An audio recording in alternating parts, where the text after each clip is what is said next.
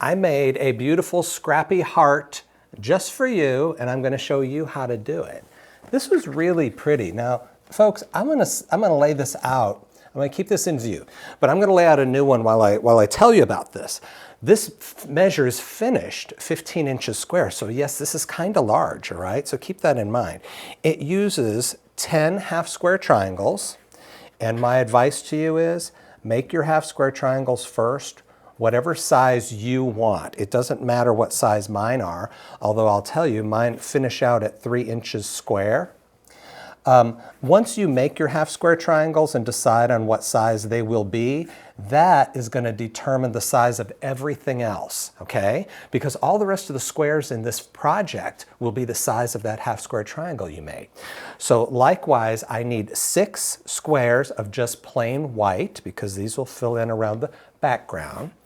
And then I need 20 squares of random material, random fabric that has red in it.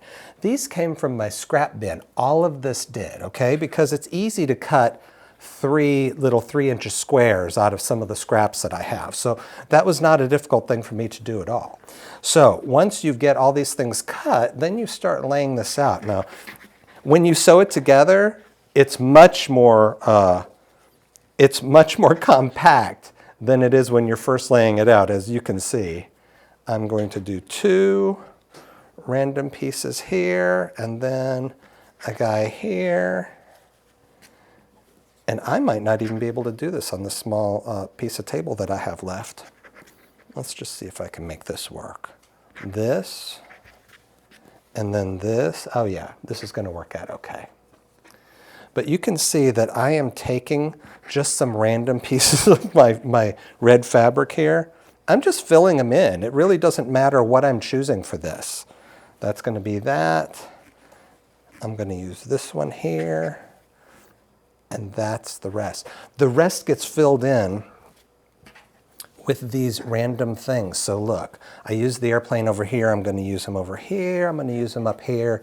Just take your fabrics and see where you have placed them already, and just try not to get them next to each other. This one I have 4 of. You know, most of them have 3, but you need 20 squares in all, of course. I ran out of fabric on some of them, so I had extra from some of the others. So that's how I did that. I'll place this here. I'm going to go there. And I'm almost out here. And when you're done, you can step back and look at this. Now look, I've got 2. I don't want these to be next to each other. These 2 next to each other, not a good thing, so I'm going to swap this out with this. And that's all there is to it. I'm filling in with my white squares then. And look, this is 36 squares. You know that's a lot. That is nice. Now look, it shrinks down, you know, when you sew these together.